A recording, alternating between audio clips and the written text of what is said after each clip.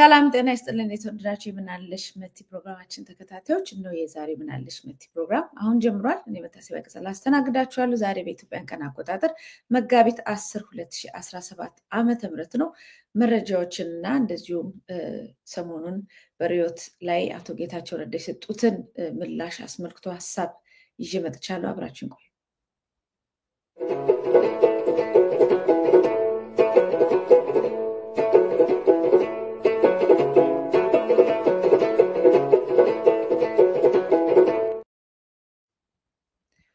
እንግዲህ የዛሬውን ፕሮግራም አሁን ጀምረናል። ከዛ በፊት ዛሬ ኢትዮጵያን ኢንሳይደር ላይ የወጣ አንድ ረቂቅ አዋጅ አለ። በጣም የሚገርም ረቂቅ አዋጅ። እሱን በማካፈል ነው የምጀምረው። ለአደጋ ስጋት ምላሽ ለመስጠት እንዲያስችል ለሚቋቋም ፈንድ የመንግስትና የግል ተቋማት ገቢ እንዲሰበስቡ የሚያስገድድ አዋጅ ረቂቅ ለፓርላማ ቀረበ ይላል። የመንግስትና የግል ተቋማት ከሚሰጧቸው የተለያዩ አገልግሎቶች ለአደጋ ስጋት ምላሽ ፈንድ የሚሆን ገቢ እንዲሰበስቡ የሚያስገድድ አዋጅ ማሻሻያ ለፓርላማው ቀረበልና የሚጠበቅበትን ገቢ ሰብስቦ ወደ ፈንዱ የባንክ ሂሳብ ያላስተላለፈ ድርጅት ወይም ተቋም ከሚጠበቅበት ገንዘብ በተጨማሪ 10% የባንክ ወለድ ቅጣት እንዲከፍል በአዋጁ ይገደዳል ማለት ነው። ሁሉ ነገር ያው ጉልበት ነው። እነዚህን ግዴታዎች ያካተተው እና ዛሬ ትላንትና ማለት ነው ማክሰኞ መጋቢት 9 2017 ለፓርላማ የቀረበው የህግ ረቂቅ የኢትዮጵያ አደጋ ስጋት ስራ አመራር አዋጅ የሚል ስያሜ ያለው ነው። የአዋጅ ረቂቁ ካሉት 7 ክፍሎች መካከል አንዱ ለአደጋ ስጋት ምላሽ ለመስጠት እንዲያስችል የሚሰበሰብ የገንዘብ ሀብት የተመለከተ ነው። የኢትዮጵያ አደጋ ስጋት ምላሽ ፈንድ የሚል መጠሪያ ያለው ይህ የገንዘብ ሀብት በቅድመ አደጋ፣ በአደጋ እና በድህረ አደጋ ወቅት ለሚወሰዱ የአደጋ ስጋት ቅነሳ፣ ምላሽና መልሶ ማቋቋም ተግባራት የሚውል እንደሆነ በአዋጅ ረቂቁ ላይ ሰፍሯል እና ይህ ገንዘብ ቅጽበታዊ አደጋ ሲፈጠርና የተከሰተውን አደጋ በአስቸኳይ ምላሽ ቅድሚያ መስጠቱ አስፈላጊ መሆኑ ቢታመንበትም ጥቅም ላይ ሊውል እንደሚችል የአዋጅ ረቂቁ ያስረዳል። ይሄ አዋጅ ለፈንዱ የሚሆን ገንዘብ የሚሰበስባቸው ምንጮች የትኞቹም እንደሚሆኑ በዝርዝር አስቀምጧል። የሀገር ውስጥ ሀብት ማሰባሰቢያ ስልቶችን በመጠቀም የሚገኝ ገንዘብ አንዱ የፈንዱ የገቢ ምንጭ እንደሚሆን የአዋጅ ረቂቁ ያትታል። ከነዚህ ምንጮች ውስጥ የመንግስትና የግል ድርጅቶች ተቀጣሪ ሰራተኞች ከሚከፈላቸው የተጣራ ደሞዝ ላይ የሚታሰብ ገንዘብ ይገኝበታል። አዲሱ አዋጅ የሀገር ውስጥ ሀብት በሚል ከዘረዘራቸው 15 የገቢ ምንጮች አይነቶች ውስጥ አብዛኛዎቹ የመንግስትና የግል ተቋማት የሚሰጧቸው አገልግሎት ናቸው ይላል። እንግዲህ በጣም የሚገርመውን ነገር ልንገራቸው። አሁን ከውጭ የሚመጡት የእርዳታ ገንዘቦች ለእርዳታ ነው አይደል? እንደዚህ አይነት ነው። እንደዚሁም አደጋ ስጋት የሚባል ኮሚሽን ይባላል። እንደውም ትዝ ይለኛል ኮሚሽኑ ዶክተር ምትኩ የሚባል መሰለኝ በሙስና እስር ቤት ኮሚሽነር ምትኩ በሙስና እስር ቤት ነው ያለው። ትዝ ይለኛል በዚህ በጦርነቱ ወቅት በጣም ብዙ ሰዎች ከገንዘብ ተሰብስበው ወደዛ አደጋና መከላከል ወይም አደጋ ስጋት፣ ስሙ አደጋና መከላከልም አደጋ ስጋትም እየተባባለ ነው በየጊዜው የሚጠራው። አሁን አደጋና ስጋት ኮሚሽን ይመስለኛል ወደዛ ይገቡ ነበር እና ያው ገንዘቦቹ የት እንደሄዱ አናቅም። ለአደጋ ስጋት በተወሰነ ደረጃ አንዳንድ ቦታ ስደተኞች፣ ተፈናቃዮች ጋር በተወሰነ ደረጃ እርዳታ እንደሚደረግ እናውቃለን። በተወሰነ ደረጃ በዛ መጠን ግን አይደለም። ቀይ መስቀል ሙሉ በሙሉ ከስራ እንዲወጣ የሚደረግ ጫና ያው ላዩ ላይ ወድቆበታል። እንደ ድሮ ቀይ መስቀል በሚያገኘው ፈንድ ቀድሞ ደርሶ የሚረዳበት ሁኔታ የለም። ብዙ እንቅስቃሴ የለውም፣ ገንዘብም የለውም። አሁን ግን ዋናው ነገር ይሄ ረቂቅ የወጣው መንግስት ከራሱ ባጀት ላይ እንግዲህ መንግስት ማለት ምንድን ነው? የሀገሪቷን ሀብት ሰብስቦ ለተገቢ ሁኔታ ማዋል ነው አይደለም? መንግስት ማለት ይሄ ነው። ነገር ግን የሀገሪቷን ሀብት መሰብሰብ ያለበትንም ሰብስቦ የሚዘረፈውንም ከግለሰቦች በጉልበትም ዘርፎ ቀምቶ የሚፈልገውን ሽርሽር የሚሰራ ድሮን የሚያመርት ጥይት የሚያመርት ነው አሁን ያለን። ስለዚህ እንደዚህ ተፈጥሯዊ አደጋዎች፣ መፈናቀሎች፣ ከአንዳንድ ችግሮች፣ አደጋዎች ሲከሰቱ አሁንም ወደ ህዝቡ መጣ ማለት ነው። ተቋማት ላይ መጡ ማለት ነው። ተቋማት ደግሞ ስትመጣባቸው ምንድነው የሚያደርጉት? ከደሞዝ ነው የሚቀንሱት እንጂ ከሚያገኙት ለምሳሌ ባለሀብቶች ከሚያገኙት ትርፍ ላይ ቀንሶ አይደለም የሚሰጡ። እንግዲህ ተጨምሮብኛል፣ ታክስ ተጨምሮብኛል ብለው ታክስ ይጨምራሉ ሰራተኛው ላይ። እንደተባለው ዞሮ ዞሮ ግለሰቦች ላይ መጨረሻ ላይ ጫናው ግለሰቦች ላይ ማለት ነው። መንግስት የኢኮኖሚ ማሻሻያ ብሎ ህግ አወጣ። ህግ ባወጣው ነገር ላይ የዋጋ ግሽበት ጨመረ። ነገር ግን የግለሰቦች ደሞዝ አልተጨመረም። ይጨመራል የተባለው ውሸት ነው። እሱም ደግሞ 5,000 ብር ምናምን 2,000 ብር ደሞዝ የሚከፈላቸው ላይ ነው የተባለው። ዋናው በቃ በጣም በአብዛኛው ያለው ተንቀሳቃሽ ላይ አልተጨመረም። ነገር ግን የዋጋ ግሽበት ነጋዴው የምንዛሬ ሲጨምርበት ዋጋውን ይጨምራል። ዋጋው ሲጨምርበት ግን ግለሰብ ሳይበላ አይውልም። ያለችውን ገንዘብ ለሌላ ነገር ያለውን ሁሉ ቀንሶ የዕለት ጉርሱን ለማቅረብ ሲል እዛ ላይ ይጨምራል ማለት ነው። በዛም ሄድን በዚህ ግለሰቦች ላይ ህዝብ ላይ ነው ማለት ነው ሁሉ ነገር የሚጨምረው። እና አሁን መንግስት የሚገባውን ስራ ባለመስራቱ መንግስት የልማት ስለሆነ የልማት ኮሚሽን እንደውም የአካባቢን ማሳመር ኮሚሽን ቢባል ይሄ መንግስት ወይም የሽርሽር የመዝናኛ ቦታዎች ኮሚሽን ቢባል ያዋጣዋል። ምክንያቱም የሀገሪቷን ሁሉንም ሀብት ሰብስቦ መዝናኛዎች፣ ሽርሽሮች ምናምን ነው የሚሰራው። ፋብሪካዎች አይደለም የሚሰራው። መንገዶች ይሄ ሰዎች መኪና እየተገለበጡ በየጊዜው የሚሞቱበትን በየተራራ ዙሪያው ጥምጥም ያለውን አስፈሪ መንገዶች አይደለም የሚሰራው የኮሪደር ልማቶችን፣ መዝናኛ ቦታዎችን፣ ፓርኮችን፣ ሽርሽሮችን ነው የሚሰራው። ከዛ ራሱ ሳይክል ሲነዳ ይታያል። ከዛ ምን ተደረገ? አሁንም ይህንን የማሰባሰብ ሂደት በእንደዚህ አይነት ረቂቅ አዋጆች መጥቶ ህዝቡ ላይ፣ ድርጅቶች ላይ፣ ተቋማት ላይ መልሶ ተጫነ ማለት ነው።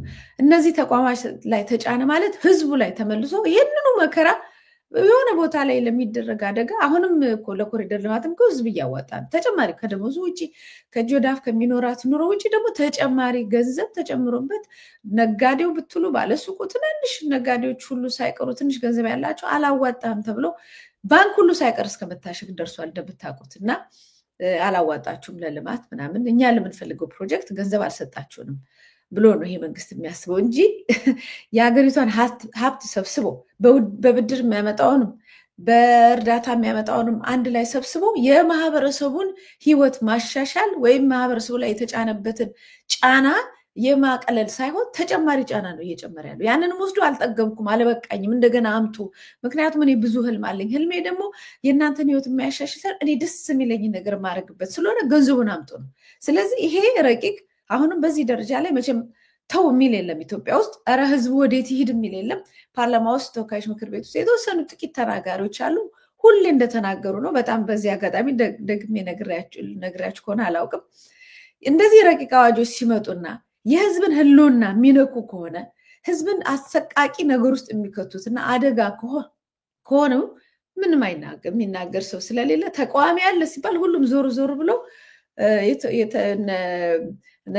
ዶክተር ደሳለኝ ጫኔን የመሳሰሉትን በየጊዜው አቤቱታ የሚያቀርቡትን ሁሉም ሰው ካሜራው ሳይቀር ወደ እነሱ ይዞራል። ሌላ የሚከራከር ስለሌለ እና እንደው የሆነ ጊዜ ላይ እንደውም ተሳቀ ተባለ።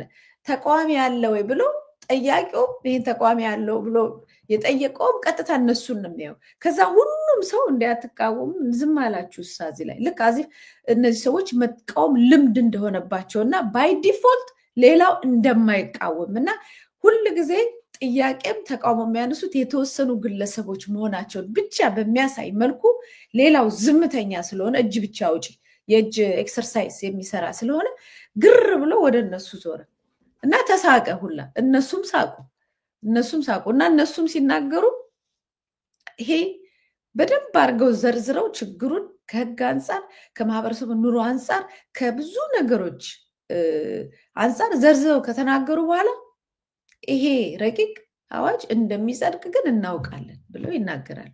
ሰማይ ስሚ ምድርም ተቀበይ አይነት ነገር ነው። ህዝቡም ይወቅልን ቢያንስ ድምፅ መሆናችንን ይሄ ነገር ነገ ለሚያመጣው አደጋ ቢያንስ የምንችለውን ማድረጋችንን ይወቅልን ሲሉ ይናገሩታል እንጂ ረቂቅ አዋጁ እንደሚጸድቅ ያውቁታል።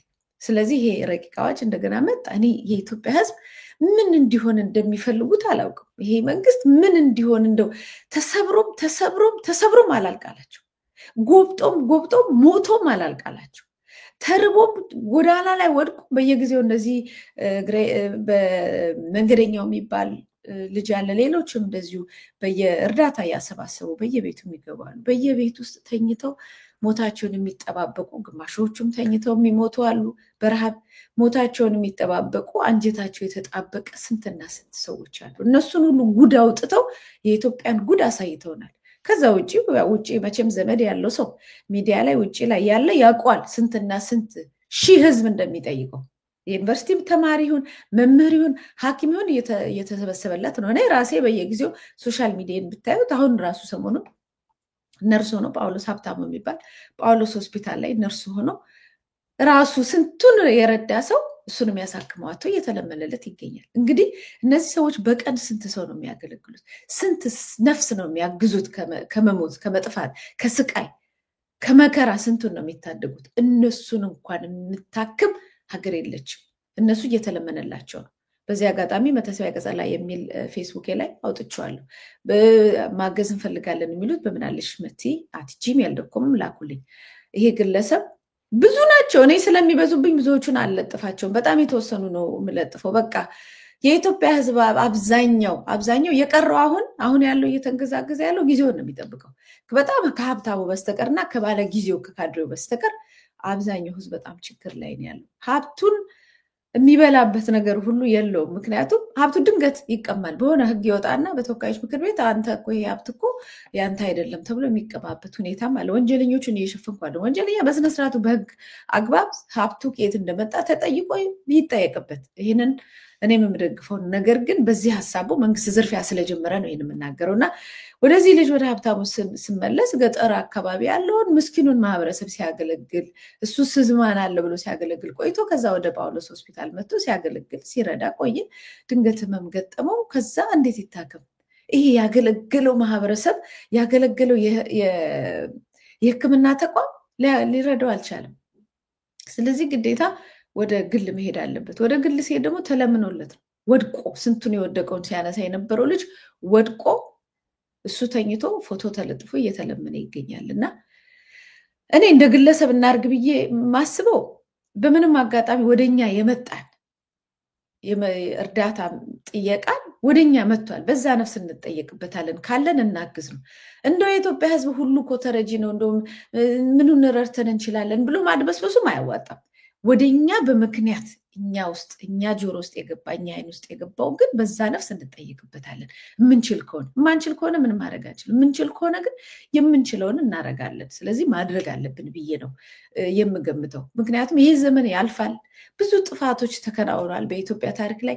በጣም የመቅሰፍት ዘመን ተብሎ ነገ ቤተክርስቲያንን በስንክሳሯ የምትመዘግበው። ምክንያቱም ቤተክርስቲያናት የተቃጠሉበት፣ ክርስቲያን የታረደበት፣ በመንግስት ደረጃ ጦርነት የታወጀበት ስለሆነ በሌሎች ሃይማኖቶችም ያላቸውን የሚጽፉበት፣ ግለሰቦችን በግል ሀገርም እንደ ሀገር እንደ ብሔር ደግሞ ተለይቶ ደግሞ የሚያልቅ አንዱን ብሔር ከአንዱ የሚያናቁር መንግስት በአደባባይ ሃይማኖትን ከሃይማኖት ብሔርን በብሔር እንደገና ደግሞ እየለየ ዘር ጭፍጨፋ ያደረገበት ዘመን ስለሆነ ጥቁሩ ዘመን ብለን እንጽፈዋለን ታሪኩን። በዛ በጥቁሩ ዘመን እኛ የት ነበርን?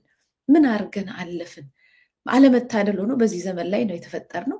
ምን አርገን እንትናለን? በየአደባባዩ ለመናፈሻና ለምናምን ወይም ለክለቦች ውስጥ እየሸለምን ብር እየረጨን ያለፍነው።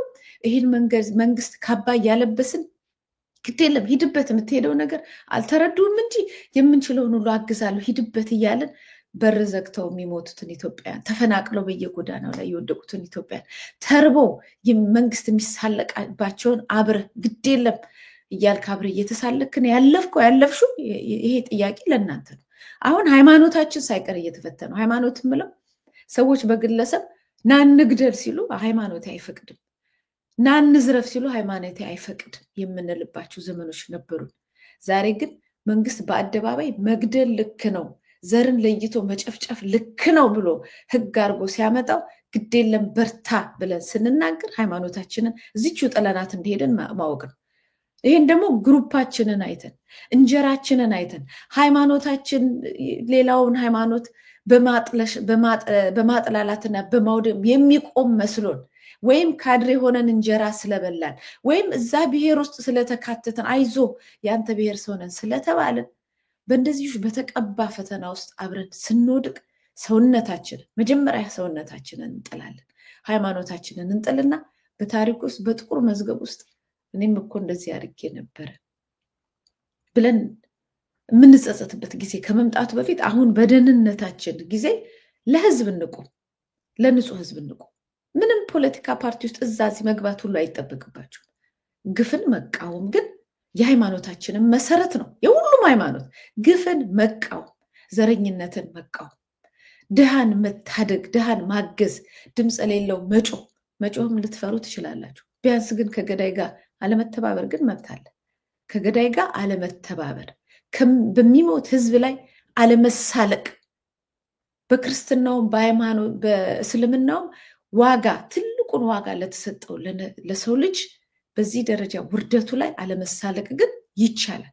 በተለይ በዚህ የጾም ወቅት በክርስትና በእስልምና ያላችሁ ሰዎች በጾም ወቅት ራሳችሁን በደንብ ስታዩት የት ነው ያለነው? እንደው አሸሸ ገዳሜ ውስጥ ሆነን እየበላን አብረን እየደገስን በክርስትናው ላይ አብረን አሸሸ ገዳሜ እያልን እየደገስን በኦርቶዶክሱም በወንጌላዊም አብረን እያጫፈርን ያለነው ህዝቡ በአደባባይ እያለቀ ባለበት ሰዓት ውስጥ ወይም አብረን እያፈጠርን ሌላው እያታረደ ባለበት ውስጥ የቱ ጋር ነው ያለነው? ንጹህ ነገር ነው፣ ንጹህ መስዋዕት ነው እያቀረብን ያለነው? ንጹህ የመስዋዕት እንጀራ ወይም ንጹህ የመስዋዕት የጸሎት መስዋዕት ነው እያቀረብን ያለነው? ንጹህ ስግደት ነው እያቀረብን ያለነው? ንጹህ ጾም ነው እያቀረብን፣ ንጹህ ቅዳሴ ነው እያቀረብን ያለነው? ይሄ ሁሉ ለእናንተ ነው። እኔ ግን በየተደጋግሜ የመጣው ላስታውሳችሁ የምፈልገው በዚህ መቅሰፍት ዘመን ውስጥ የኢትዮጵያ ህዝብ እየተራበ እያለቀ እየተፈናቀለ ባሪያ ሆኖ እየተሸጠ በጦርነት እየወደመ ይገኛል። ይህንን አስታውሳችኋለሁ ደጋግሜ። እናንተ የምትቆምበትን ቦታ መምረጥ የእናንተ ኃላፊነት ነው። በወጀሙ አልፈን ከሆነ ወጀቡን ቆመን እንመልከተው፣ ማዕበሉን እንየው የሚል ነው። ይህንን ያልኩት አሁን ተመልሶ እንግዲህ ኢትዮጵያ ውስጥ አደጋ መጣ፣ መሬት መሸርሸር መጣ፣ ምን አለ ህዝቡ ላይ ነው። ኮሪደር እናልማ ህዝቡ ላይ ነው። ቀለም ቀቡ ህዝቡ ላይ ነው። የኮንዶሚኒየም ገንዘቡን ከፍሎ በዘበኝነትን በምን መከራ እየበላ እየከፈለ ባለበት እዳ ላዩ ላይ ባለበት አባወራ ላይ ማወራ ላይ ቀለም 10 ሺህ ብር እያወጣ ካልቀባ ትቀማለህ እየተባሉ ማሳቀቅ፣ ይህን ማህበረሰብ ማግቦጥ፣ እንደው መከራው ሁሉ አላረካውም ለብልጽግና መንግስት። ይሄ ሀብት ለሚወደው ድሃን ለሚጠላው መንግስት የኢትዮጵያ ህዝብ ጉስቁልና ተጎሳቁሎ ሞቶ አረካ ብሎታል። ምን አይነት ሰይጣን እንግዲህ ሰው መስሎ ቢመጣ ምን ሊመስል ይችላል የሚለውን እንዴ ከዚህ በላይ ሊሆን አይችልም። ስለዚህ አደጋ መከላከል ምናምን ተብሎ አሁን በህዝብ ላይ አዲስ ረቂቅ ወጥቷል። ሁሉንም ጫና፣ ሁሉንም መከራ፣ ሁሉንም ሞት፣ ሁሉንም ስቃይ ህዝብ ላይ የሚያሸክም የተወካዮች ምክር ቤት፣ የስቃይ ተወካዮች ምክር ቤት፣ መቼም የሰዎች ልለው አልችልም፣ የስቃይ በህዝብ ላይ ስቃይ የሚያውጅ ምክር ቤት ነው። እዛ ውስጥ የሚጮሁ የለም ለማለት ሁልጊዜ ይጠነቀቃሉ። ለምን? የሚጮሁ ስላሉ ማለት ነው። ወደ ዜናዎቹ ስመጣ እንግዲህ አንደኛው ዜና ይሄ ነው። ወደ አቶ ጌታቸው ረዳ ኢንተርቪው በኋላ እመጣለሁ። ግን በቀደም ብያችሁ ነበረ፣ በዚህ በደቡብ ኢትዮጵያ ጋሞ ላይ ወረርሽኝ ገብቶ ከብቶችን እየገደለባቸው ነው። ባለፈው ዓመት ከ700 በላይ ገሎብናል። እንግዲህ ለአርብቶ አደር አንድ ከብት ምን ማለት እንደሆነ ታውቁታላችሁ። በአሁኑ ከ380 በላይ ሞተብን አሉ። አሁንም ክትባት እየተሰጠ የለም አይደለም፣ ማንም ዞር ብሎ የሚያያቸው የለም። ጭራሽ በተወካዮች ምክር ቤት ለአደጋ መከላከል ተብሎ ረቂቅ አዋጅ መጣ። ግር ብሎ ይመጣል የሆነ ነገር አረኩ ለማለት ማለት ነው። ቀድሞ ግን ገንዘቡን ሁሉ ለድሮን እና ለጥይት እያመረተበት ነው። በዛ ደግሞ ተግቶ እየገደለን ያለው፣ ተግቶ በድሮን እየጨፈጨፈን ያለው ህዝብን ማለት ነው። አሁን የዛሬው ለምሳሌ የትላንትና ማለት ነው ቲክፋ ላይ በሽታው ከጋሞ ዞን በተጨማሪ ወደ ጎፋና ደቡብ ኦሞ ዞኖች ተሰራጭቷል ይላል። ይህንን ዶክተር አዲሱ ኢዮብ የተባለ ግለሰብ ነው የተናገረው። በጋርዳ ማርታ ወረዳ የሞቱ ከብቶች ቁጥር 650 በልጧል። 650 ለአርብቶ አደር ማን ዞር ብሎ ያያል? ማን ሰውስ ብሎ ዜናውን ሁሉ እንዴት ማንስ ይሰራለታል? ውድ የቲክፋ ኢትዮጵያን ቤተሰቦች ከሰሞኑ የአየር ንብረት ለውጥን ተከትሎ ተከሰተ የተባለውን የቀንድ ከብቶች በሽታ በጋሞ ዞን ጋርዳ ማርታ ወረዳ ብቻ በ2 ቀናት 380 በላይ የቀንድ ከብቶች መሞታቸውን መረጃ ተለዋውጠን ነበር። እውነት ነው፣ እኛም መረጃውን አካፍለናል። የክትባት ተደራሽነትና አስቸኳይ ዘመቻ ካልተደረገ በሽታ ወደ ሌሎች አካባቢዎችም ሊዛመት እንደሚችል ተጠቁሞ ነበር ይልና ዛሬ ደቡብ ኢትዮጵያ ክልል ትላንት ማለት ነው ግብርና ቢሮ ምክትል ኃላፊ የእንስሳት ጤናና ግብዓት አቅርቦት ዘርፍ ኃላፊ ዶክተር አዲሱ ኢዮብ አነጋግረናቸው ነበር ይላል። እንደ ዶክተር ኢዮብ ለቲክፋ ኢትዮጵያ በሰጡት ቃል በሽታው እንደተባለው በአየር ንብረት ለውጥን ምክንያት የሚከሰት እንደሆነ ተገልጿል። መከላከል የሚባል ነገር የለም። ይህን እንግዲህ ባለፈው ዓመት ከሆነ አሁንም እንደሚሆን በዚህ አጋጣሚ በአየር ንብረት ጉዳዮች ጋር ብዙ ጥናቶች ባለሙያዎች እያጠኑ ይልካሉ። የሚሰማ የለም። አስቀድሞ በጋሞ ዞን 1 ወረዳ ብቻ ተከስቶ የነበረ ቢሆንም በአሁኑ ወቅት ዞኑ ከጎፋ ደቡብና ኦሞ ዞኖች በሚዋሰንባቸው አካባቢዎች መከሰቱን አረጋግጧል። ይሄ ዞን በዚህ አጋጣሚ መሬት መንሸርሸርም ባለፈው መሬት መንሸራተር መሸርሸር የደረሰበት ነው። እንዴት ዞር ብሎ ለምን እንደማይታይ አላውቅም።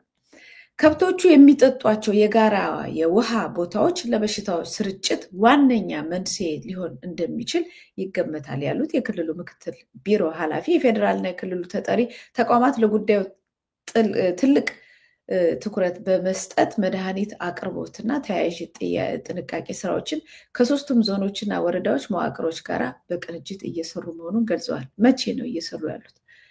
እነዚህ እንስሳቶች ከብቶች ካለቁ በኋላ ነው የሚሰሩት ያሉት? ምንድን ነው እያደረጉ ያሉት? አለን ለማለት ለዜና ፍጆታ አሁን ይመጣሉ፣ የሆነ ነገር ምናምን ይዘው ይመጣሉ። ከዛ በኋላ ግን በዜናው ያልፋል። በሚቀጥለው ዓመት ተመሳሳይ ወይም ከ3 ወር በኋላ ተመሳሳይ ችግር እንሰማለን። ያው ህዝቡ ወደ ልመና ይወጣል፣ ወደ ስደት ይወጣል፣ ምን ይወጣል? ማን ዞር ብሎ ያያዋል?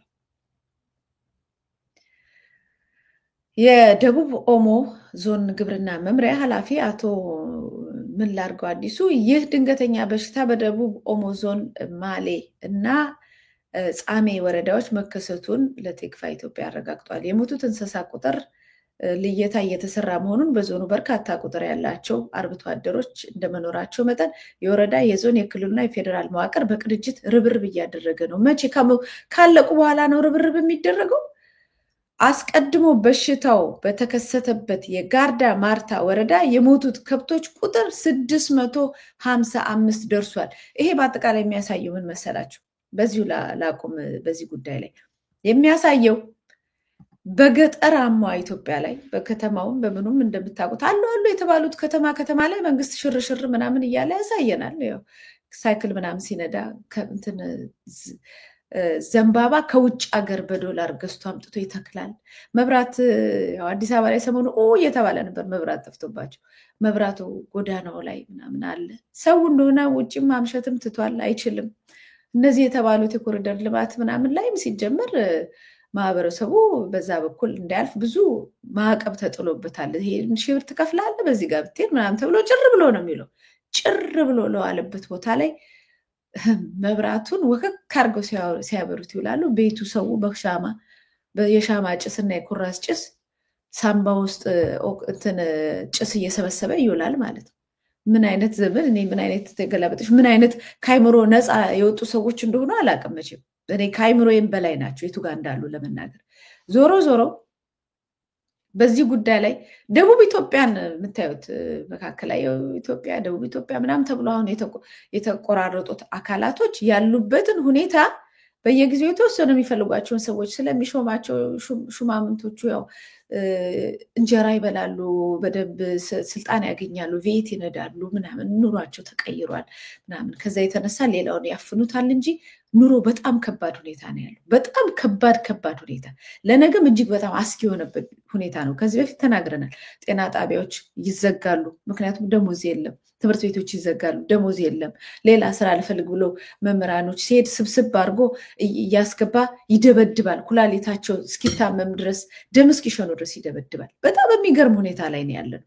ይሄ እንግዲህ መምህራንን የጤና ባለሙያዎች ነው ግር አድርጎ ለምን በቃ በነፃ ስሩ፣ አገልግሉ፣ ባሪያ ሁኑ፣ አትኑሩ፣ ተራቡ፣ ልጆቻችሁም አይብሉ፣ እኛ ብቻ እየበላን ለመንግስት እናሽርግን፣ አካባቢውን ግን እንገላለን። በጣም እኮ የሚያሳዝነው ነገር ሰው ያንድን አካባቢ ተወካይ ሆኖ ሲሾም ትልቁ ህልም መሆን የነበረበት የዛን ማህበረሰብ ጩኸት ለቅሶ እያሰማ ለውጥ ማምጣት፣ እረፍት ሊሰጥም። እንዴት አይነት ኑሮ ኖርኩ ሊል ነው? ከዛ በኋላ ያንን አካባቢ በመግዛት ነው የሚያስተዳድረው። ረሃቡን በመሸፈን ተራብኩ ሲል እየገደለ እያሰረ እሱ እንጀራ እየበላ እሱ በቴሌቪዥን እየወጣ መግለጫ እየሰጠ የዛ አካባቢ ተወካይ ነኝ ማለት አያሳፍርም? በጣም እኮ ነው የሚያሳፍረው። እኛ እኮ ከሀገሪቷ ወተን ሩቅ ቦታ ያለን ሰዎች ነን እኮ ይህ ዜና እየተናገረን ያለ ነው፣ እነሱ እየደበቁት ያሉትን ማለት ነው። ተወልደውበት አሳድጓቸው አስተምሯቸው አብልቷቸው ያለው ማህበረሰብ ላይ ይቀልዱበታል ከላይ መቼም የብልጽግና መንግስት ከላይ ያለው ያው አንደኛውኑ ጠላት ነው ብለን ስለወሰንን ነው ቢያንስ በየአካባቢው ያላችሁ ሰዎች በዛ ቦታ ላይ ስልጣን የተሰጣችሁ ሰዎች መቼ ነው የምትቆሙለት መቼ ነው የምታዩት መቼ ነው አረባካችሁ ይሄ ህዝብ እየተጎዳ ነው ብላችሁ የምትጮሁለት መቼ ነው አው ወደ ዞኑ ወደ ምን ጥያቄ ታቀርባላችሁ እናቃለን ከዛ በኋላ ዝም ከተባላችሁስ ህዝቡ በራሱ መንገድ የሚጠይቀውን ጥያቄ ሲጠይቅ ለምንድን ነው ዱላ የምታነሱበት በረሃቡ ላይ በስደቱ ላይ በጦር በርስ ክፍፍል በድንበር እልቂቱ ምናምን ሁሉ አንሶት ለምንድን ነው በዚህ ህይወቱ ላይ ዱላ የምታነሱበት ስለዚህ አሁንም ሌላኛው ተወካዮች ምክር ቤት ዋናው የኢትዮጵያ አውዳሚ አካል ደግሞ ለህዝብ ስልጣን የሚሰጥ ህዝብን እንዲጨፈጭፍ ብልጽግና መንግስት ስልጣን የሚሰጥ ደግሞ ስልጣን እንዲሰጡት ደግሞ ስልጣን የሰጣቸው ራሱ ብልጽግና ገብታችሁን የሚለውን ታረጋላችሁ የተባለው አካል በህዝብ ላይ እንደዚህ አይነት አደጋዎች ምናምን ለሚመጣ ነገር ህዝቡ ተዘጋጅቶ ካለችው ላይ ካፉ ላይ የነጠለ ገንዘብ እንዲሰጥ እንደዚህ አይነት ረቂቅ አዋጅ እንደዚህ አይነት ሌላ የመከራ አዋጅ አንስቶበታል የሚደረጉት ሽርሽሮች በየአካባቢው ምናምን አንድ መንግስት አንዴ ባህር ዳር ሄዶ በሳይክል ደርሶ ለመምጣት የሚወጣውን ወጪ አስባችሁታል በጣም ብዙ ወጪ እኮ ነው በጣም ብዙ ወጪ ነው ሽርሽር እሱን እንትን ለማለት ለማሳየት ማለት ነው ለሱ ወጪ ሀገሪቷ ገንዘብ አላት ድሮን አመረትኩ ምናምን ብላ ያንን ድሮን ነድታ ወይም ከቱርክና ከምናምን አምጥታ በዱቤም በግዥም አምጥታ የአማራ ህዝብ ላይ ማውረድ ወይም ኦሮሚያ ወይም ሌላ ማውረድ በወቅቱ እንዲጠፋ የሚፈልገው ላይ ማውረድ ባጀት አለው ሀገሪቷ ባጀት አላት ጥይት አምርታ ጥይቱን በህዝብ ላይ መተኮስ ሀገሪቷ ባጀት አላት ለአደጋና መከላከል ግን ወይም ለወረርሽኝ አደጋ የላት ህዝቡ ራሱ ይከፍላታል በህዝቡ ላይ መልሰን እናውጀዋለን በቃ ይሄን ከዚህ የበለጠ መቼም እንደዚህ አይነት ሰይጣን የሆነ አካል ወይም ሰይጣን የሆነ ክፋት በሰው አካል በእንደዚህ ደረጃ መጥቶ ታይቶ ማይታወቅ ወደ ዘመናት ሁሉ ተመልሰን አምባገነን መንግስታት ነበሩ ነፍሰ ገዳዮች ሰው የሚገሉ ነበሩ በሀገር ሁኔታ ላይ ግን እነሱ በጣም ሰማይ ላይ ወጥተው ሌላውን ምድር ከምድርም እንጦሮጦስ ካላወረድ ነው በዚህ ደረጃ ያሉበትን ነገር አላዩ አሁን እኮ ብልጽግና መንግስትና ህዝብ እኮ አይተዋወቁ መከራውን የሚበላ ህዝብ በጣም መከራውን የሚበላ ህዝብና ስልጣን ላይ ያለ መንግስት ነው እየተገናኘን ያለ ነው እስቲ አቶ ጌታቸው ረዳ ሪዮት ላይ ያረጋውን ጥያቄና መልስ ትንሽ ልጋብዛችሁና በዛው ፈጽማለሁ ፕሮግራም 274,000 ሰው ነው ያስመዘገብነው እንደምታውቀው 274,000 ሰው ይዘን ትግራይ ነፃ አገርቱን ወታደር ከበቂ በላይ ሰራዊት ነው ዲዲአር መፈጸም አለበት ብለን ስንወስን ፕሪቶሪያ ስላለ ብቻ አይደለም አንድ የሰላም ማቀፍ ውስጥ በመትገባበት ሰዓት ለትግራይ ህልውና ሲል የታገለ ሁሉም ታጋይ ወደ ሰላማዊ ኑሮ መመለስ መቻል አለበት ወደ ሰላማዊ ኑሮ ለመመለስ ባረግናቸው እንቅስቃሴዎች የመጀመሪያው ኮሚትመንት የዲስአርማመንት እና ዲሞቢላይዜሽን እና ሪኢንቴግሬሽን ጉዳይ ነው አዎ ሁለቱ አንድ ላይ መሆን መቻል አለበት የመከላከያ ሰራዊቱ ኤርትራ ማስወጣት አለበት የአማራ ኃይሎችን ማስወጣት መቻል አለበት ይሄ ተግባራዊ ማድረግ ሲንጀምር የዲዲአሩን ሂደት መጀመሪያ ላይ ከባድ መሳሪያዎችን በማስረከብ ነው የጀመርነው ከባድ ማስረከብ የጀመርንበት ምክንያት እንዳውም ጉዳዩን ለማፋጠን ነው የተባለው እንግዲህ ይሄ እኔ በግል የወሰንኩትም ውሳኔ እንዳልሆነ እንደምትገነዘቡልኝ አውቃለሁ ጉዳዩን ለማፍጠን መከላከያ አክት የሚያደርግበትን ሂደት ለማፍጠን አስቀድመን ይሄ ኮንከረንት የሚለውን ነገርም ለጊዜው አጥፈን ግን ደግሞ በቂ የሚባል መከላከያ ኃይል ለራሳችን ይዘን ማለት ነው በመከላከያ ብቻ አይደለም እንተማመነው ባይዞ የትግራይ ሰራዊት የዲዲአር ሂደት የሚጠናቀቅበትን ነው እያወራን ያለ ነው እንጂ የዲዲአር ሂደት በመጀመሪያው ሳምንት ይለቅ የሚል ነገርም የለው ስለዚህ ያን ብለን ጀመርን ከባድ መሳሪያዎችን ማስረከብ ሂደት ጀመርን ከዛ የቡድን መሳሪያዎችን ማስረከብ ሂደት ጀመርን እስቲል ጥያቄዎች እነሱብናል ገና ላስረከባቸው ማስረከብ ያለብኝን በተሟላ መልኩ ማስረከበው የትግራይ ሉዓላዊ ግዛት ከተረጋገጠ በኋላ ነው ምን ጥያቄ የለው በተሟላ መልኩ ዲዲአር ተግባራዊ ማድረገው ለምሳሌ ቁጥር ላይ ብዙ ጊዜ እንወያያለን አሁን በዝርዝር መናገር እኔ በኔ እምነት 67 ሺህ ከዛ በላይ ማያስፈልግም ከሁሉም አቅጣጫ ሊመጣ የሚችልን ስጋት ለመግታት ይበቃናል የሚል አሰስመንት አለን ሁላችንም ሶ ሰራዊቱ በተሟላ መልኩ ወደ ዲዲአር እስኪሚገባው ወይ ለፖሊስ የሚሆነው ለፖሊስ ለልዩ ኃይል የሚሆነው ለልዩ ኃይል አቆይተን ለሚሊሻ የሚሆነው አቆይተን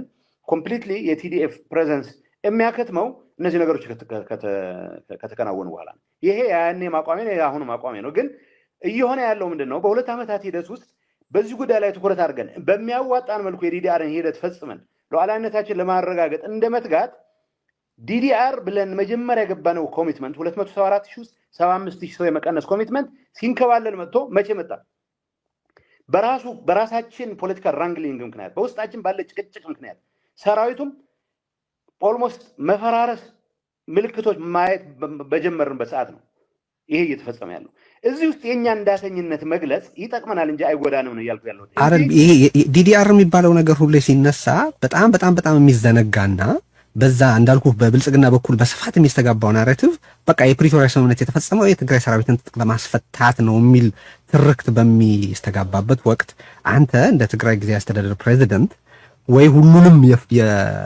የሂደቱን ሳይድ መጥቀስ ሲኖርብህ አንድ መከላከያ ሰራዊት እንዲኖር ነው የተስማማ ነው የሚለው ላይ ብቻ ተኮሮ መናገር ሁኔታውን እንዴት ትክክል ያደርገዋል የሚል ነው እኔና ጠቅላይ ሚኒስትር አብይ በአጋጣሚ ተመሳሳይ ቋንቋ ተጠቅመን ስለ አንድ ጉዳይ ካወራን ተመሳሳይ ቋንቋ መጠቀማችንን የሚገልጸው እንጂ አንድ ቦታ ላይ ሆነን ቶኪንግ ፖይንት መናገራችንን አለ የሚገልጸው እኔ ያልካለት እኮ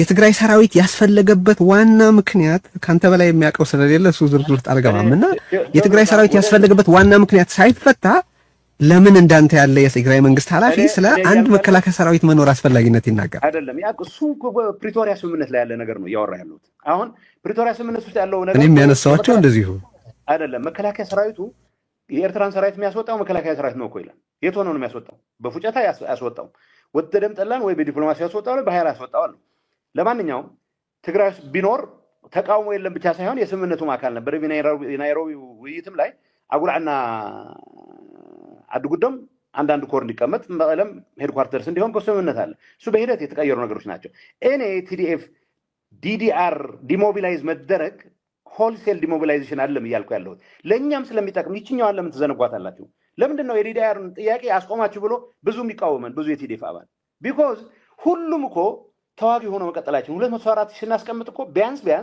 በሁለት ዙር 175,000 ሰው እናስወጣለን አለ ስንት ይቀረናል 100,000 ሰው ይኖረናል አይደለም እንዴ ቲዲኤፍን ስለማፍረስ አይደለም ያወራን ያለነው ለራሳችንን ለመከላከል if push comes to shove በሰላማዊ መንገድ የማይከናወን ከሆነ በኃይልም ቢሆን ጭምር ለማስፈጸም የሚያስችለን በቂ ኃይል ይዘን የሚፈጸም ዲዲአር ነው ያወራን ያለነው እንደሰማችሁት ነው በጣም ብዙ ነገር ነው እዚህ ነገር ውስጥ ያለው በጣም ብዙ ሚስጥሮች የወጣበት ነው አንደኛው ከ274,000 ወታደር 75,000 ነው ለማውጣት መጀመሪያ ይሞከርነው ያ ማለት በጣም በዛ ወደ 200 አካባቢ የሚደርስ ወታደር ይቀመጣል ማለት ነው ይሄንን ነበር ማድረግ የምንፈልግ በሁለት ዙር ደግሞ ከሆነ እንደዚሁ ስቲል 100,000 አካባቢ ይበቃናል 100,000 አካባቢ ራሳችንን መብታችን ጦር በሰላማዊ መንገድ ካልሆነ በጦርነት የትግራይን ጊዜያዊ አስተዳደራዊ ግዛት ለመመለስ በጣም ከበቂ በላይ ነው እንደውም ወደ መጀመሪያ ላይ አካባቢ 70-80,000 አካባቢ ወታደር በጣም ይበቃል ከየትኛውም አንግል ዙሪያው ካሉ ጠላት ቢመጣ ይበቃናል ሌላው ግን በጣም ቁልፍ የሆነ ነገር አቶ ጌታቸው ረዳ የተናገረው ምንድነው የምንይዘው እኔ ሞኝ አይደለሁም ትግራይን ሊጠቅማት የሚችለውን በምንም ችግር ቢመጣ ለፈተና ሊጠቅማት የሚችለውን ግዛቷን ሊያስከብርላት የሚችለውን የግዛት ወሰኗን ሊያስመልስላት የሚችለውን ኃይል ይዤ ነው እንጂ ሁሉንም ዝም ብዬ ሰጥቼ መቀመጥ አይደለሁም ሞኝ አይደለሁም አይነት ምላሽ ተሰጥቷል አሁን እንግዲህ የአማራ ክልል ወደ ኋላ ልመልሳችሁና ከፌርነስ ከእውነት ጋር ብቻ ይሄ ብሔር ምናምን አይደለም ከፌርነስ ከእውነት ጋር ብቻ አሁን የተናገረው አቶ ጌታቸው ረዳ ከ274,000 እንደው 75,000 የመጀመሪያ እናርግ ብለን እሱም እንዳልተከናወን መጀመሪያ እንደው የተወሰነ ከባድ መሳሪያ ምናምን የተወሰነ ነው እንትን ያልነዋል እሱም ወዲያው ቆሟል በዚህ አጋጣሚ ወዲያውኑም ተናግረናል ባለበት ሁኔታ ምንም አሁን በተናገረው መጠን ይሄ ሁሉ ሰራዊት ባለበት ሁኔታ እሱ ሳይነካ እሱ ሳይፈጸም እሱ ማንም ሰው ሳይናገረው ቀጥታ ወደ አማራ ክልል ሄዶ ልዩ ኃይል ትጥቅ ይፍታ ማለት ምን ማለት ነው? ይሄ አሁን ይሄን የምላችሁ እንደሆነ እንደው በዘራቸው ጎጣቸው ምናምን ኢትዮጵያዊ ነኝ። በማንኛውም ላይ ግን ግፍ ሲፈጸም ዝም ብዬ የማይ አይደለሁም።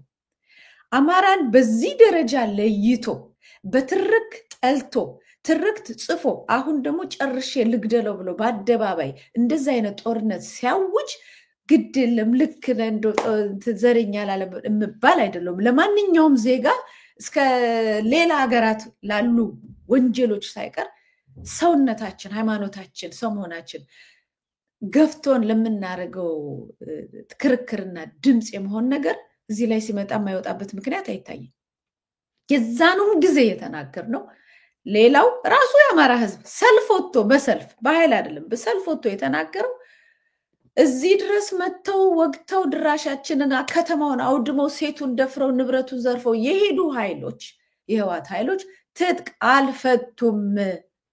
አደጋ ውስጥ እያለው ለምን ትጥቅ ፈታለው ሲባል ወጡና የመንግስት ኃይላቶች ምናምን ዜና ሰሩ። ያው ዜና ነው ሁሉ ነገር። በነገራችሁ ላይ ይሄ መንግስት የሶሻል ሚዲያ አክቲቪስት ነው። ያው ሜይንስትሪም ሚዲያውን ዋናውንም ቴሌቪዥንም ቢያዩ ከሶሻል ሚዲያ ላይ ከሚንቀሳቀሱ ሰዎች ጋራ ነው ፉክክሩ፣ ግብግቡ። ዛሬ ወጣና አወረዱ ፎቶ ገጭ። እናንተና አወረዱ ፎቶ ገጭ አላወረዱ። ይሄው እንዳላወረዱ ጊዜ ደጉ ከ2 ዓመት በኋላ ክልል አስቀመጡ። ይሄን የሚያሳየው የአማራ ህዝብ ጥያቄ ሲጠይቅ ውሸታም እንዳልነበረ፣ አብይ አህመድ ውሸታም እንደነበረ ከሱ ጋር ቆመው ፈቷል ሲሉ የነበሩት ኢዜማ ላይ ተቃዋሚ ፓርቲ በሏቸው፣ እንደገና ደግሞ ሚዲያ በሏቸው፣ በየክልሉ አስወርደናል ብለው ዜና የሰሩ ጠቅላላ ውሸታሞች መሆናቸውን የሚያሳይ ነው። በተለይ በትግራይ ክልል ላይ ማለት ነው። ሌላው በእርግጥ ለምን የአማራ ክልል ለመጀመሪያ ተጠያቂ ለምን ሆነ ሲባል ሌላው አውርዷል እንዴ? እሺ የአማራ ክልል አሁን ኢሹዬ ከዚህ ከሶማሌ ክልል ወይም ከአፋር ክልል ጋር ያለው አይደለም። እሱን አይደለም የጠየቀው። በዚህ ከትግራይ የገቡ ሰዎች የቲፒኤልኤፍ ወታደሮች ናቸው ያጠቁኝ፣ እነሱ አላወረዱም ነው። ለሱ ምላሽ የተሰጠው የሶማሌ ክልል አውርዷል ነው። የኦሮሚያ ክልል ይኸው ሲያወርድ ተመልከት ነው። የአፋር ክልል ይኸው ሲያወርድ ተመልከት ነው። አይደለም ጥያቄ እዚህ ጋር ነው። በፕሪቶሪያ ስምምነት መሰረት ዲስአርምመንት የሚለውን መንግስት ማስፈጸም፣ መከላከያው ማስፈጸም አለበት። ያንን አላስፈጸማችሁም። የትግራይ ሰራዊት ትጥቁን አልፈታም። ስለዚህ ሰርጎ ይገባል። ሰርጎ ሲገባ አልዳንኩም፣ አላዳናችሁኝ። ስለዚህ ራሴ ጠብቃለሁ አካባቢን፣ እኔንም ሚስቴንም ልጆቼንም አካባቢን እጠብቃለሁ ሲባል እንግዲያው በጉልበት እናስፈታለን ብሎ ሰራዊት ተላክበት። ያኛው በህጉ መሰረት ሳያፈርስ ለሱ ሰራዊት ሳይላክበት ሳያስገድዱት ሳይቆጡት ባጀት እየሰጡ ደሞዙን እየከፈሉት እዚሁ ኢንተርቪው ላይ ስንትና ስንት ቢሊየን እየወጣ ራሱ አቶ ጌታቸው ረዳ ይሄን ያህል ቢሊየን ብር ነው እየከፈልኩ ሰራዊቱን እያበላው ማስተዳድረው እያለ ይናገራል። ይሄንንም ደግሞ አብይ አህመድ በፓርላማ ላይ ይሄን ያህል ቢሊየን ብር እየሰጠን ነው ያለ ነው ብለው ተናግሯል። ይሄ ውሸት አይደለም። ይሄንን ሁሉ ሰራዊት እቅፍ ድግፍ አድርጎ በኢኮኖሚ ደግፎ በደሞዝ አቅፎ ይዞ ራሱ የታጠቀውንና ከሁለተኛ ዙር ጥቃት ራሱን አካባቢ የሚጠብቀውን ኃይል አፍርስ ማለት በየትኛው ህሊና፣ በየትኛው ሰውነት፣ በየትኛው ሚዛን ላይ ልክ ነበረ ወይ? ይኸው ጊዜው ዛሬ ቢያወርዱ ኖሮ ብላችሁ አስቡት። ቢያወርዱ ኖሮ ምንድን ነበር የሚሆንበት? ቢያወርዱ ኖሮ ምንም ሰራዊት ምናምን መላክ አያስፈልገውም። አብይ አህመድ እዚህ ጋር ያስቀመጣቸው በድንበሩ ምክንያት። አሁን ጦርነቱ ራሱ እንዴት እንደሄደ ተመልክቱት። መጀመሪያ የሰሜን ህዝብ ምናምን ተጨፈጨፈ። መቀሌ ያሉት የቲፒኤልኤፍ ሰዎች እንደዚህ ብሎ አልታዘበ በራሳቸው ምርጫ አድርገው መንግስትን ተላልፈው ምናምን ተባለ። ከዛ በኋላ ሰሜን ህዝብ ታረደ ተባለ ብለው ህዝቡ ተነሳ። ቲፒኤልኤፍ ደግሞ በታሪኩ በኢትዮጵያ ውስጥ ትልቅ ታሪካዊ ስህተት ስለፈጸመ ሁሉም ዘመተበት። ከዛ በኋላ ከፕሪቶሪያ ስምምነት ላይ ግን ውሳኔው የነበረው ስለ ቲፒኤልኤፍ በፌዴራል መንግስት ስር መሆን አለመሆን ምናምን አይደለም። የነበረውን ስታተስ እንደያዘ ነው ያለው አሁን ቢሆን። ኦልዞ ምንድነው አንደኛው ነገር የሆነው እነ ጌታቸው ረዳ መርጦ ብልጽግና አስቀመጠ። ጌታቸው ረዳን አምኖት ወዶት እሱን አስቀመጠ።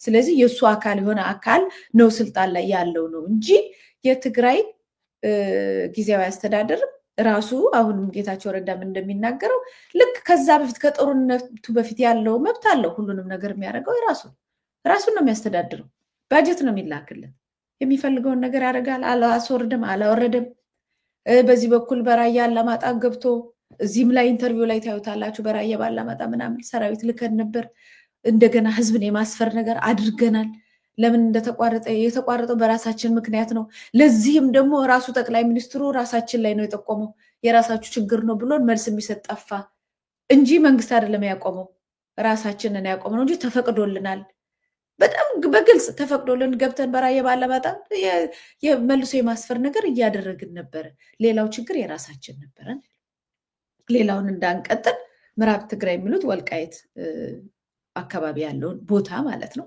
እሱን አካባቢ እንዳንል የራሳችን ችግር ነው እንጂ መንግስት አይደለም ስለዚህ የመጀመሪያ የተሄደበት የጦርነቱ ነገር ቲፒኤልኤፍ ራሴ ትግራይን ራሴ ብቻዬን እመራለሁ እንደዚህ ያረጋለሁ ምናምን ተገንጥዬ ወጥቼ እንደዚህ ያረጋለሁ የሚለው የጦርነት አጀንዳው ሙሉ በሙሉ ተቀይሮ አሁን እዚህ ላይ ቁጭ ብለን የምንነጋገረው የፕሪቶሪያው ስምምነት ላይ ቁጭ ብሎ የሚነጋገሩት ያሉት ትግራይ በወያኔ ጊዜ የከለለውን የአማራ ክልልን የማስመለስና የመመለስ ጨዋታ ብቻ ሆኖ ቀርቷል በቃ ጦርነቱ በዛም ወጣ በዚህም ገባ ተመልሶ አማራ ክልል ላይ ገባ ማለት ነው አሁን የቲፒኤልኤፍ እና የብልጽግና የህወሓትና የብልጽግና የመስማማትና ያለ መስማማት ጉዳይ ብቻ ሲቀር ሌላው ነገር ግን እዛው እንደተንጠለጠለ ይቀራል ማለት ነው አብይ አህመድ ሰራዊቱን ምናምን ወልቃይት አካባቢ ላይ ወይም አስቀምጦ ወየውላችሁ ምናምን የሚልበት እነ ኮሎኔል ደመቀን አርፋችሁ ከኔ ጋር ቆሙ ፋኖን ምቱልኝ ማለዛ ግን ይሄንን አስገባዋለሁ ብሎ የሚያስፈራራበት በዛ በኩል ደግሞ ያለውን እኔም ፈልገውን ማታረጉ ከሆነ ያው የድንበር ማስመለሱ ላይ እንትኑን ስደተኞች ማስመለስ ነው እነሱ የሚሉት እነዚህ ግን ግዛትን የማስመለስ ነው የሚሉት ፖለቲከኞቹ ግዛት የማስመለስ ይሉና ተቀባብቶ ላይ ኢንተርናሽናል ኮሚኒቲ ላይ የሚወጣው ግን ስደተኞች ተፈናቃዮችን የመመለስ ይሄን ደግሞ በአካባቢ ያሉ ሰዎች የትግራይ ህዝብ እንኳን እዛ ቦታ ላይ የትም አካባቢ ላይ ሄዶ መስፈር መኖርም እንደሚችልም ተናግሯል ከዛ ውጪም አሁን ለምሳሌ ሬፈረንደም ምናምን አንፈልግም ብሏል ጌታቸው ረዳ ምክንያቱም እዛ አካባቢ ላይ ይኖሩ የነበሩት የተፈናቀሉ ሰዎች ተመልሰው ወደ ቦታቸው ስለመጡ በቁጥር ስለሚበልጡን በኃይል በቁጥር በምርጫ አይሆንም የሚል ነገርም አስቀምጧል ስለዚህ መጨረሻ ላይ በኃይል ነው ማለት ነው ወልቃይትን ተመልሰው የሚይዙት ይሄንን ግልጽ አድርጎ ነው አሁን እኔ ስለሌላው ምናምን ትግራይ ላይ ስላለው ትግራይ ላይ ያለው የእርስ በርስ ግጭት እንደውም ያው የኢትዮጵያ ነገር ታውቃላችሁ ከሲቀደም ብላችሁ በጦርነቱ ጊዜ አብይ አህመድ እና ጌታቸው ረዳ ሲባባሉ የነበሩትን ነገር እነሱ በተባባሉበት ነገር ስንት ሰው እንዳለቀ ስንት ንብረት እንደወደመ ስንት ሀገር እንደፈረሰ ታውቁታላችሁ ከዛ በኋላ አሁን እንደዚህ ሲደጋገፋው ጌታቸው ረዳ አብይን ላለመውቀስ የሚሄድበትን ርቀት በዚህ ላይ ስታዩት እንግዲህ ዘላቂ ወዳጅ ዘላቂም ጠላት የለም እንደሚባለው ፖለቲካው በዛ ረገድ ሁሉም አብረው ሊሰሩ እንደሚችሉ ነው ማስቀምጠው ሁሉም ነገር ከጥቅም አንፃር የሚጠቅማቸውን ነገር ምንም አይነት የህዝብ ጥቅም ምናምን ሳይሉ የሚጠቅማቸውን ነገር ይዘው ሊሰሩ እንደሚችሉ ነው የሚታይ ከዛ እንደውም ከዛ ጋር ሲነጻጸር ጌታቸው ረዳ ይሻላል ቢያንስ በአደባባዩ ህዝቡን ለማስረዳት ከህዝቡ ከሱ ጋር እንዲቆም ህዝቡን ለማስረዳት የሚናገራቸው ነገር አክብሮ ማለት ነው በቃ ዝም ማለት እኮ ይችላል እንደ አብይ አህመድ እኮ ሳይክል እየነዳ ምናምን ወጥቶ በየፓርላማው ሙልጭ አርጎ ህዝብን እንደ ህዝብ እየሰደበ እኮ መኖር እኮ ይችላል ይሄንን በርግጥ በወቅቱ በጦርነት ጊዜ እነሱም አድርገውታል አሁን ግን ለህዝብ ጋራ ተቀባይነትን ለማግኘት ግን በዚህ ደረጃ ወርዶ የሆነ ትህትና የሚመስል ነገር የሚያሳዩት ነገር አለ ለራሳቸው ህዝብ ይሄንን የምታዩት ነገር አለ በስልጣናቸው ባይደራደሩ ማለት ነው ሌላ ቦታ ላይ ይሄንን አታዩት በአማራ ክልል ላይ በአማራ ድንበር ዙሪያ ላይ የአማራ ክልል ሰዎች እንደውም ሰራዊት እየመለመሉ እዛው እርስ በርስ አሁን ምንድነው ማንም የትግራይ ተወላጅ በማንም የትግራይ ተወላጅ ላይ ጥይት እንዳይተኩስ ነው መፈልገው ነው ያለው ጥይት እንዳይተኩስ ነው መፈልገው ይሄ በጣም ለአካባቢው ጥሩ አይደለም ጦርነት በመከላከያ በርግጥ ያው የግድያው ሙከራ ምንም የተባለው ነገር ሁሉ ተፈጽሟል የተቀባቡ ነገሮች አሉ ከዛ የተነሳ መከላከያ ፌደራል መንግስቱ ይግባ ብሏል አሁን መልሶ እኔ ያልኩት ሌሎች ጠላቶች እንዳይገቡ ብዬ ነው እዛ ቦታ ላይ እንጂ ለርስ በርሱ አይደለም ያልኩት ብሎ እሱን ትንሽ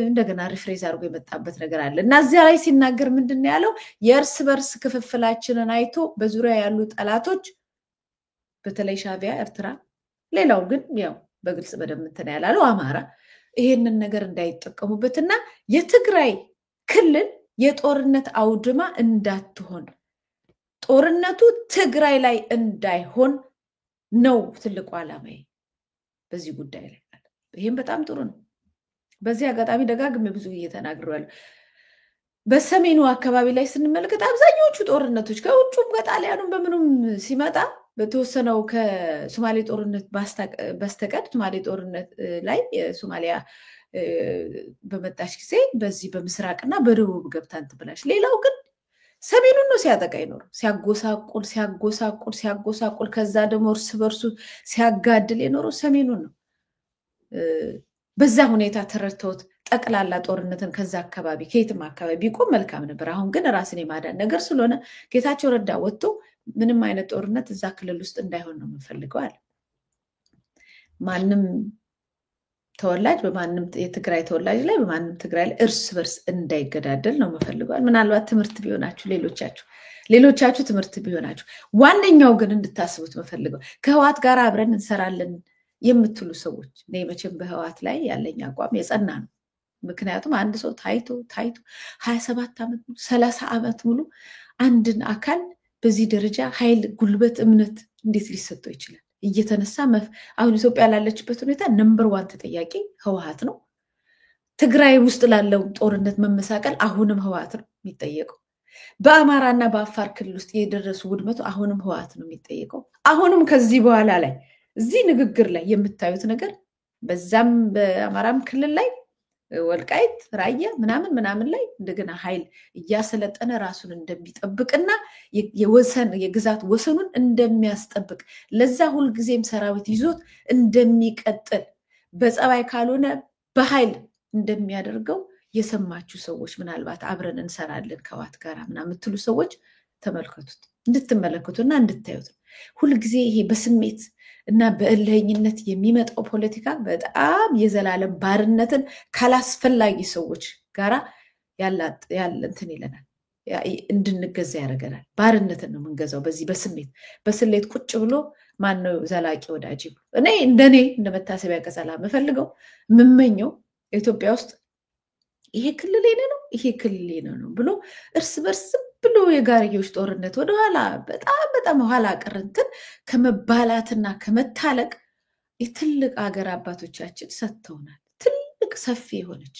የትም ቦታ ሁላችንም የምንኖርበት ማንም ዜጋ የትኛውም ዜጋ የዚህ ክልል ተወላጅ ነው ሳይባል ሀገሩ ሁሉ ክልሉ ብቻ ሳይሆን የሱ ሀገሩ ሁሉ የሱ ሆኖ የትም ሄዶ አምርቶ አግብቶ ሰርቶ የሚኖርባት ሀገር እንደ ሀገር መኖር አለባት ብዬ ነው አቋሜ ይሄ ነው ለዚህ ነው እኔ አሁን መቼም ኢትዮጵያኒስት የሚባል ካታጎሪ አለ ለምን ኢትዮጵያኒስት ያልሆነ ካታጎሪ ስላለ ማለት ኢትዮጵያ የራሷ ጉዳይ ያገባን ምናምን የሚል ካታጎሪ ስላለ ኢትዮጵያ በድላናለች የሚል ካታጎሪ ስላለ ኢትዮጵያ ስለ አልቅ ያለው የሚል ካታጎሪ ስላለ ይሄ እንደውም ኢትዮጵያኒስት የሚለው ኃይል እንደውም እኛ ራሳችንን እንዳናድን የሚያረገን ኃይል ነው የሚሸፍነን ኃይል ነው የሚል ሁሉ ካታጎሪ አለ እነዚህ ሁሉ የመጡት መጀመሪያ በክልል ተከፋፍለን ስለተደባደብን ነው ባንደባደብ ኖሮ ኢትዮጵያ ዋስትናችን ነበረች ኢትዮጵያ እንደ ሀገር እኛም እንደ አንድ ህዝብ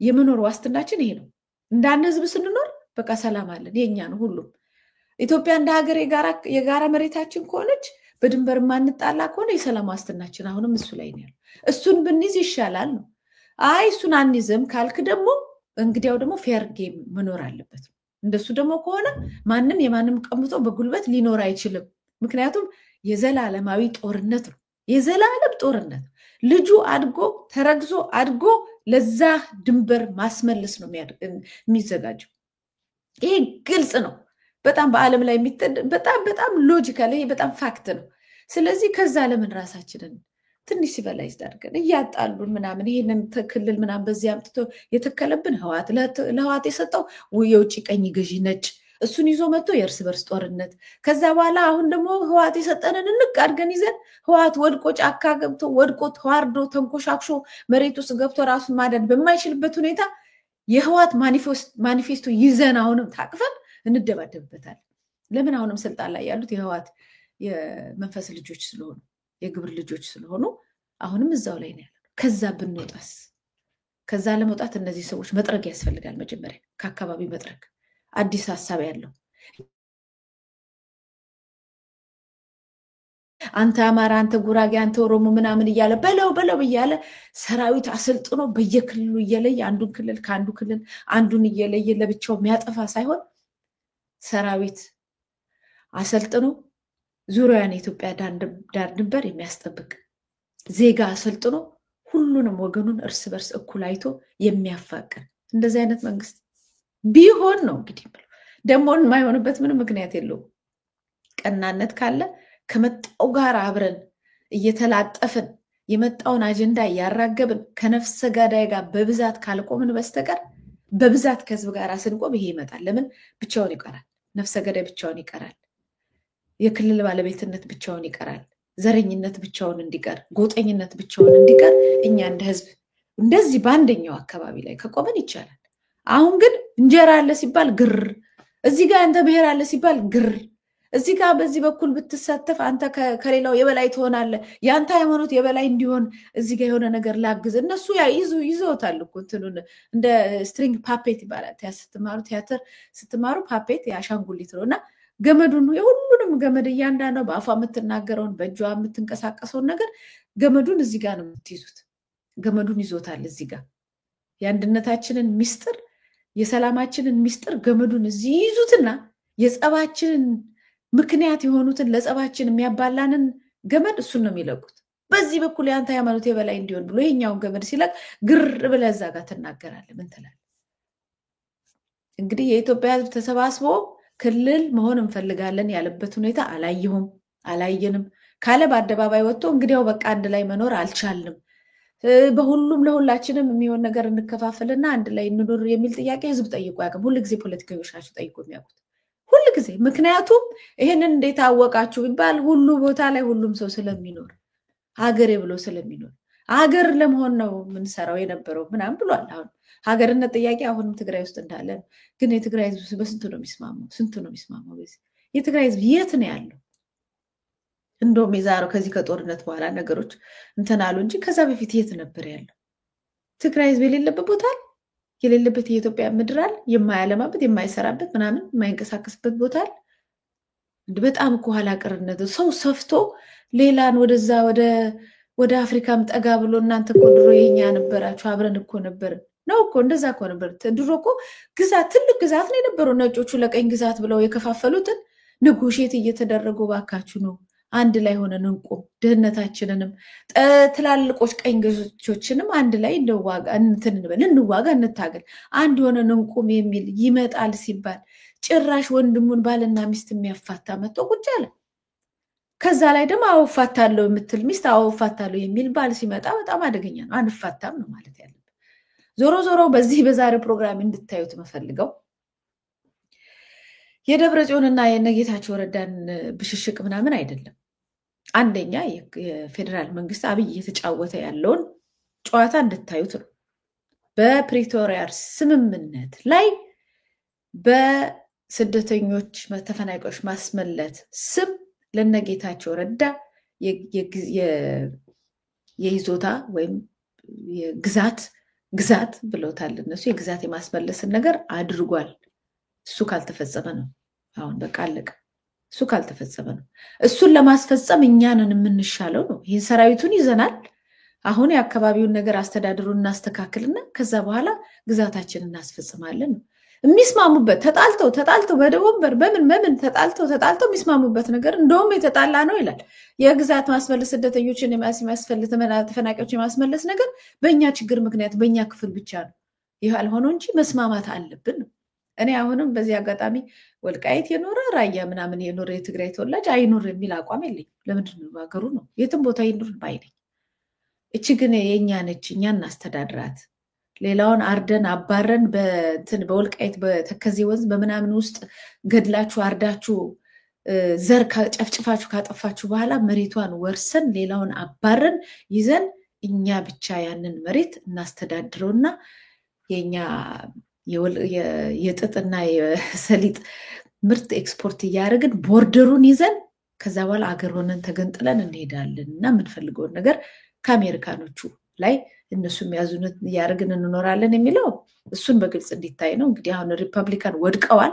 ስለዚህ በተወሰነ ደረጃ ያ ነገር አለቆቻቸው ትንሽ ባንቀልባቸው ላይ ያዝሏቸው የነበሩት አለቆቻችሁ የሉም፣ አንዳንድ ቦታ ላይ ብቻ ነው ያሉት። ነገር ግን አሁንም አጀንዳው አሁን እንኳን ነቅተው አረ ይሄ ነገር በቃ ዝም ብሎ ከህዝብ ጋር ታርቀን ለምን አንኖርም የሚል እኮ አሁንም ጠረጴዛው ላይ እኮ የለም። አሁንም በዚች ድንበር ላይ የፈለገ ነገር ቢሆን ሌላው አይኖራትም ነው፣ የፈለገ ነገር ቢሆን አይኖራትም ነው የሚሉት ያሉት። አይኖራትም ምዕራብ ትግራይ ነው ራያ አላማጣ ምናምን ጠቅላላ እኛንን የምናስተዳድር ደግሞ እውነታቸው ነው። ራያ አላማጣ ያለውን ማን ከለከላቸው? ገብተዋል እኮ ባንዲራ ሁሉ ይዘው እየጨፈሩ ገብተዋል። ሰራዊታቸውን አስገብተዋል። ማንም የከለከላቸው የለም። አብይ ለምን ዝም አለ? ምክንያቱም በጀርባ እዚህ ላይ ያልተነገረን ነገር ስለነበረበት ማለት ነው። ይሄን ሁሉ ሰራዊት ለእንደዚህ ድርጊት አስቀምጦ ትግራይ ላይ አስቀምጦ በጣም በፍጥነት ያለን ሁሉ ሰራዊት ልዩ ኃይልን ትጥቅ ለማስፈታት ሲሮጥ የዛን ጊዜ በግልጽ ጦርነቱን ከአማራ ክልል ጋር መጀመሩንና በግልጽ ጠላቴ አማራ ነው ማለቱን አውጇል።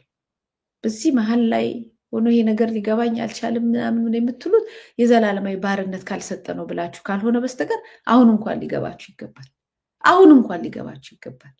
274,000 ጦር አስቀምጦ ለምን የአማራ ክልልን አውርዳለሁ አረ ለምን አወርዳለሁ ብሎ ገና ጥያቄና ሰልፍ ላይ ሲያደርግ ነጎሼት እንኳን እንዳያደርግ በደንብ እንኳን ይሄ ነገር ለማሳመን እንኳን እንትን ሳይል ቀጥታ ጦርነት ስለነበር የፈለገው በፍጥነት ሰራዊቱን ለመላከበት እዛ ተስማምቶ የመጣውን ነገር ሳያደርግ ማለት ነው። ይሄ ብቻ በጣም አደገኛ ነው። እዛ አካባቢ ያሉ ኃይሎች የመጣባቸውን ጦርነት በደንብ ሊያውቁት ይገባል።